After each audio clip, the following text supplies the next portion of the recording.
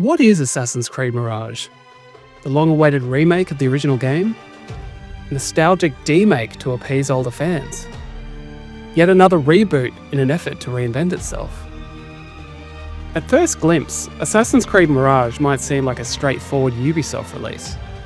Until you weigh up the fact that for over 10 years the company has progressively been parkouring the series forward, leaving stealth behind, and diving headfirst into deeper RPG leveling systems, ability-focused combat, and increasingly larger open-world maps. Yet come 2023, Ubisoft suddenly pulled their own back eject and did something they've never done before. Instead of once again leaping forward, they looked back, with a step back to the original stealth gameplay focus, not seen since the very original games of 2007 and 8. And this makes Mirage's addition to the series a touch blurry and hard to define. A remake? A reboot? A remoot? Ubisoft Bordeaux themselves called it a love letter to the original gameplay that defined the series 15 years ago. So let's dive in and see if we can't 100% synchronise just what in the Assassin's Creed is Mirage.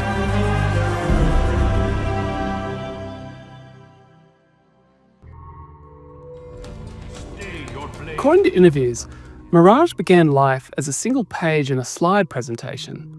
The team were initially challenged with creating the next Viking-era DLC expansion for 2020's Valhalla.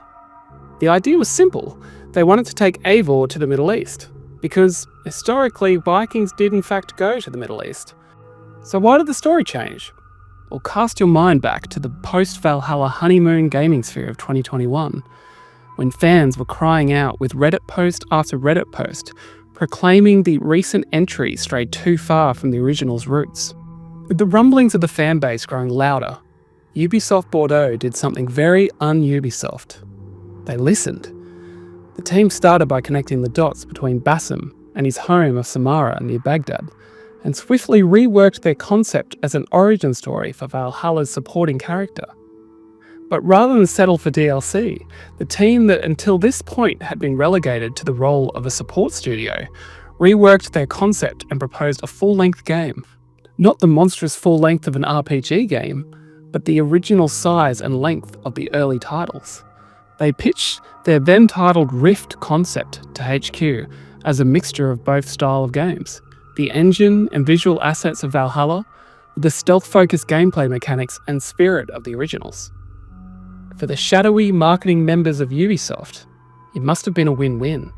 A smaller game that would be faster and cheaper to develop, with a tempting olive branch to satisfy its core fans' hunger for the originals. And so it was that Bordeaux were given the green light, and development began in April 2021.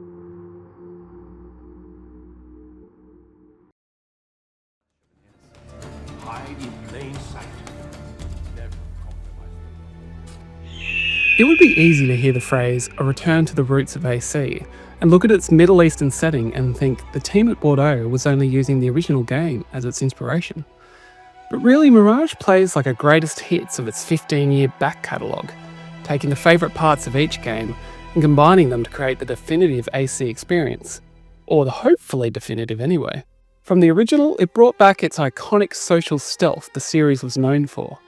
Baghdad's narrow streets and high NPC density once again offered hiding in plain sight, kills while hidden in groups, and bench assassinations. They brought back the original Assassin's Bureaus, your original Brotherhood bases and briefing centres, and with its simplified skill progression, gone with the levelling systems of the RPG trilogy, and once again your instruments and skill tree access were unlocked by your mission progress. From the Ezio trilogy, we saw the return of fluid parkour movement. For the first time since Unity, the city's design enabled you to create fluid connected pathways moving from rooftop to rooftop. These paths were dubbed highways by the development team, a title originally coined during AC Revelations. Now I said city's design earlier because make no mistake, this is an almost identical movement system from Valhalla, bar the new stylish slide into a crouching position of course. So how did Bordeaux take the heavy-handed Valhalla engine and once again make holding the joystick forward feel so vastly improved and fluid? Well, instead of reinventing the movement, they rebuilt the world around the player. You can't go more than a few feet in Baghdad without seeing a pathway to the rooftops above. When on the ground, the team signposted these paths of white cloths, an artificial breadcrumb to guide the player up. Players of all skill levels can follow these paths and seamlessly connect rooftops to tightropes, to bars, to vaults, to corner swings, with the added visual flair of zip lines, rope launches, and the addition of pole vaults. And this skill set was vastly improved later, after release, when the team took inspiration from modders and added more refined side and back ejects to the mix. And while it is far from perfect, and with ample room for improvement, movement felt like being an assassin again. The downside, however, with these pathways is you're often streamlined into the movement choices defined by the city's design, rather than being able to inject your own level of freedom and expression that many players still long for. It's still lacking the manual jump option that makes the original game superior. You know the saying, "I don't need to be faster than the bear, I just need to be faster than you." Well, that theory also applies to Mirage. See, Mirage knew that it couldn't be the best parkour in the series, but with the right adjustments to the engine, it could be faster and more stylish than Valhalla, Odyssey, and Origins. But when you compare it to Unity, and even the original, you can clearly see the inspiration, even if the same level of dynamic flair is still lacking. And in spite of these limitations, players were able to master and push this system to great new heights. As well as this, Bordeaux brought back the thrill of the chase. Unlike the RPG trilogy, you can no longer stand and carve your way through hordes of newly alerted enemies. Mirage's vastly simplified combat system made the player vulnerable with its limited skill set. And any more than 2 attackers meant that when spotted, your best option is to run, break sight, and hide and attempt to return to anonymity. But now with the refined notoriety system, breaking sight wasn't enough with civilians and guards recognising the player, and faster too based on your level of notoriety. You once again had to avoid conflict while searching for wanted posters, which, without eagle vision, blend heavily into the environment. Tear enough posters, and only then would the player finally be safe again. This seemingly small addition has a big impact with the return of tension that many players never knew they missed. And for the first time in a long time, players felt vulnerable instead of invincible. From AC Unity, Mirage's assassinations made a shift back to the freedom of black box missions, giving the player the open-ended choice of how they enter an area, how they approach the target, and ultimately how you take them out. In Bassam's first mission alone, he has multiple approaches to reach Al Ghul and enter the Caraversary. Enter via the front door by hiring a crowd a la AC1, assist a merchant with his silk goods delivery, utilise a secret entrance via a nearby stream, or head straight for the rooftops via a conveniently leaning tree. It's simple, but this system puts a satisfying level of agency back in the player's hands, and probably the biggest return of all was stealth-focused gameplay. With combat intentionally stripped back to a messy, unreliable set of attacks, players are driven towards a more stealthy approach. But rather than a single note of approach options like the RPG trilogy, here the player is given a myriad of options to master and ways to exploit their targets, using the environment to your advantage, repositioning above enemies, and a rich assortment of tools and abilities that reward fast reactions and clever planning. A lot of critique will call out that Mirage didn't do anything new. But what it did do was put all the series' past experiments and innovations and bring them all together into one game. Unfortunately, Ubisoft did choose to keep one of its worst features from the past, the dreaded microtransaction storefront, however. Nearly.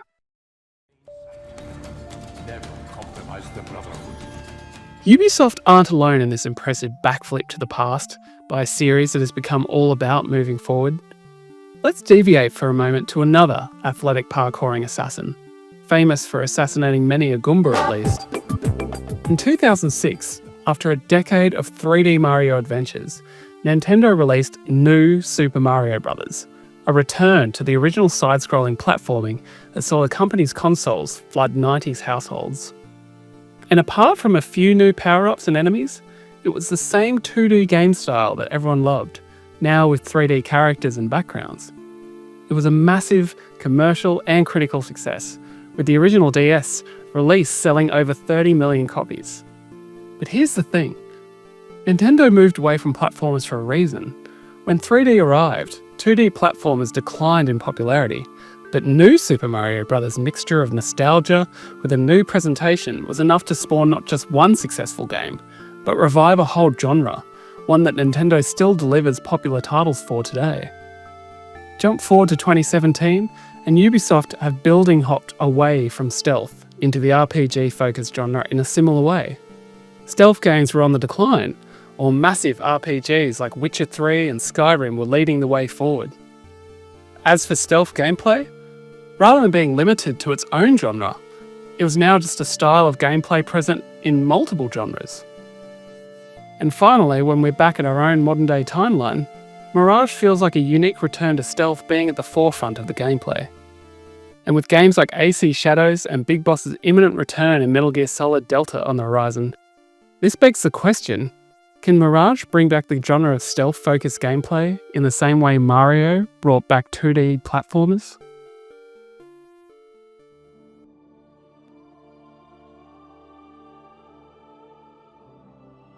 So what is Mirage? With its toolbox of inspiration stretching too wide to be a direct remake, it rather focuses on re-evoking the spirit of the originals. The developers themselves provided the term Reboot, a middle ground between remake and reboot, as it walks the tightrope between both directions. It even manages to pay tribute to the Prince of Persia, a series that AC's parkour system was originally developed for. This is acknowledged in not just the game's setting, but in its deluxe edition Sands of Time pack, a lovely Easter egg for those who know. Even Bassam's ability to pickpocket, paired with Baghdad's setting, meant a few players picked up on a subtle ode to Disney's own street thief, Aladdin. Even more obvious when you discover that a monkey companion feature was intended but ultimately cut due to time constraints. A boo, anyone? The simple answer? It's a homage. A true passion project and celebration of the past by a team that really did love those games. This care and craft is evident in the details you notice, like how Bassam runs out of breath after moments of sprinting, or how they gave Bassam's uniform the red sash that he later wears in Valhalla, or the iconic blue filter hidden away in the options menu that recaptures the same colour grading of Altair's own vision of the Middle East.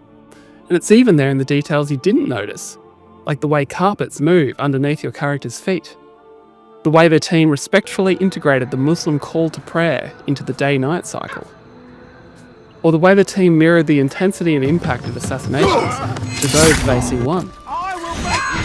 Their commitment was evident in the way they supported the game after release, with improved parkour, adding a permadeath mode, and even a hidden assassin cat if you can find him. And don't forget that this game's release date was moved forward a week, simply because they could. And perhaps the ultimate acknowledgement of their effort and craft is the recent rumours that the team are working on Mirage's first upcoming DLC. Pretty impressive for a game that was only meant to be a DLC. In my opinion anyway, I think AC Mirage is an anomaly, a glitch in the animus. Why? Because this is a game that shouldn't exist. That wouldn't exist if it wasn't for a small team who grew up playing the original games and acted on their chance to honour it. Most gamers, when evaluating a final release, they often group a studio's effort as one team all working in unison, but that has long since been the case. Modern gaming has become a secret, unseen war between two sides of the studio, the creatives and the marketers. And despite the agility of developers prioritising the game above all, it's often thwarted by the demands of the executive level, working in the shadows. Shorter development times, expansive platform releases, digital storefronts, purchasable XP boosters, season passes, early access, moving dev teams, crunching dev teams, and cutting dev teams. These aren't the developers' decisions, it's the executive members. And it's no secret where their priority lies. Over the years of AC, marketing has won this battle more and more, and the losers are always the players. But on this particular battleground, Mirage was a victory for the devs, because a smaller support studio in France reminded an entire 20,000 strong global company why people fell in love with their games in the first place. What is Mirage? It's a really good AC game. But for a series that's lost its identity, Is good enough? With AC Shadows only a few weeks away from release, the pressure to produce a game that honours its roots while delivering a new experience that draws in a wider audience is harder than ever. And if they pull it off, it'll be because AC Mirage was good enough to buy Ubisoft Quebec the time by filling in years between entries. The time to refine the next release at one of the most crucial moments in the company's existence. And a reminder, at the very least, of what makes an Assassin's Creed game a good one. Time will tell whether this Mirage will either reveal itself to be a vision that Ubisoft can return to its former glory, or an illusion of what was and might never be again.